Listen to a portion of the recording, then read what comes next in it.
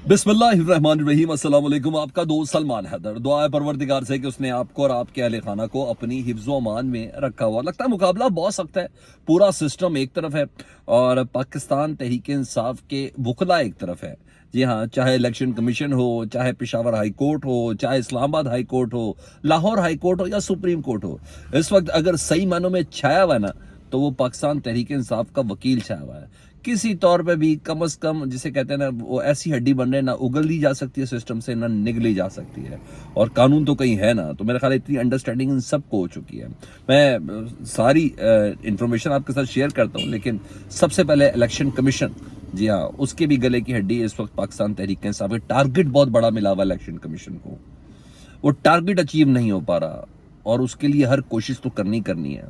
नया मामला खोला है जी, एक नया, जिसे कहते हैं, कट्टा खोल दिया इलेक्शन कमीशन ने।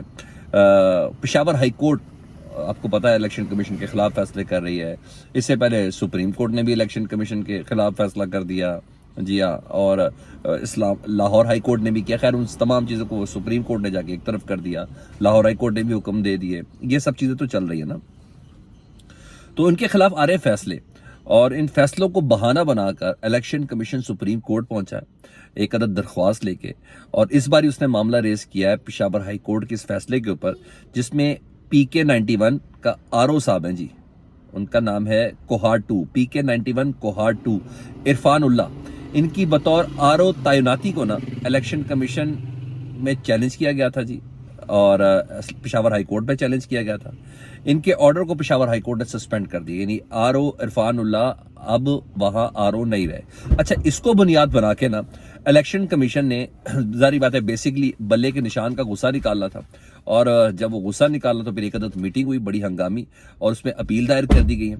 और ना सिर्फ अपील दायर कर दी गई सुप्रीम कोर्ट पे, और कहा गया कि सुप्रीम कोर्ट से कि आप तो कह रहे हैं कि जी इलेक्शन कराएं और बिला रोक टोक इलेक्शन कराएं, लेकिन इंतखाबात कराना हमारे लिए मुश्किल हो गया है, क्योंकि दीगर अदालतें मदाखलत कर रही है। यानी पेशावर हाई कोर्ट हमारे खिलाफ मदाखलत कर रही है, हमारे फैसलों के ऊपर मदाखलत कर रही है। अच्छा, बड़ी हार्ड लाइन नहीं है, ये मैं आपको बताऊं, इलेक्शन कमीशन है पेशावर हाई कोर्ट के ऊपर। तो अब जारी बात, इलेक्शन कमीशन कहेगा ना सुप्रीम कोर्ट जाके कि सर आप तो हमें वो कह रहे हैं, अब बताएं नया RO कहाँ से लाएं, नया RO लाएं तो दोबारा ट्रेनिंग सेशन कैसे शुरू करें। तो ये सारे ऐसे इकदाम है जिसको सुप्रीम कोर्ट रिवर्स भी कर सकती है। लेकिन बहरहाल एक बहुत बड़ा चैलेंज है जी, और बल्ले के निशान के लिए भी, और जारी बात है इलेक्शन कमीशन को बहुत ज़्यादा तकलीफ हुई है। तो अब देखें, कल से मुतालिक इत्तलात ये कि इलेक्शन कमीशन बल्ले के निशान को, जी हाँ, जो पेशावर हाई कोर्ट ने फैसला दिया कि बल्ले का निशान इंटैक्ट रहेगा, इंट्रा पार्टी इलेक्शन इंटैक्ट रहेंगे, उसको, जी हाँ, चैलेंज करने के लिए सुप्रीम कोर्ट जा रही है। उधर सरगोदा में मरियम नवाज साहबा के कागजात नामजदगी, आपको पता, चैलेंज हुए थे। दो उनके ऊपर इल्जामात लगे थे। एक लगा था कि जो कागजात नामजदगी जमा कराए उसमें जो दस्तखत है वो जाली है, मरियम नवाज साहबा के नहीं, किसी और के हैं। दूसरा, उनके ऊपर इल्जाम ये लगा था कि वो पहले से कई केसों में सजा याफ्ता है, इस बिना पर इलेक्शन लड़ने की अहल नहीं है। ठीक है जी। मोहसिन शाहनवाज साहब, मोहसिन शाहनवाज रांझा साहब, जी हाँ, वो मरियम नवाज साहबा की तरफ से पेश हुए, उन्होंने दलाइल दिए, और अब ये फैसला महफूज हो गया है, और फैसला 30 दिसंबर को सुनाया जाएगा। अच्छा, अगर इलेक्शन में कागजात नामजदगी के हवाले से अगर दस्तखत मरियम नवाज साहबा के जाली निकला है, तो मैं आपको एक बार फिर कह रहा हूँ, ये मामला फौजरी का होना है। ये तमाम जहाँ जहाँ इलेक्शन कॉन्टेस्ट करने के लिए कागजात नामजदगी जमा कराए, जहाँ मंजूर हो गए, वहाँ तमाम में एतराज़ आ जाना है। ये मैं आपको बता दूँ, तमाम में नाअहलियत है, ये कोई छोटा मामला नहीं है। अगर फ्री एंड फेयर इन कागजात की जांच पड़ताल सही से होगी, दस्तखत की जांच पड़ताल सही से हो गई, तो ये एक डेफिनेटली मुश्किल 30 दिसंबर तक बहुत से मामला सीधे भी हो सकते हैं और उल्टे भी हो सकते हैं। हाँ, उधर अडियाला जेल में तौहीन इलेक्शन कमीशन की समाअत थी, तो आज भी इमरान खान साहब के ऊपर फर्द जुर्म आयद नहीं हुई, और आज नहीं हुई तो इमरान खान ने इलेक्शन कमीशन के हुकाम से, यहाँ जो 4 रुकनी उनके थे, बड़ा दिलचस्प मुकाबला हुआ, 4 मेंबरान उधर मौजूद थे।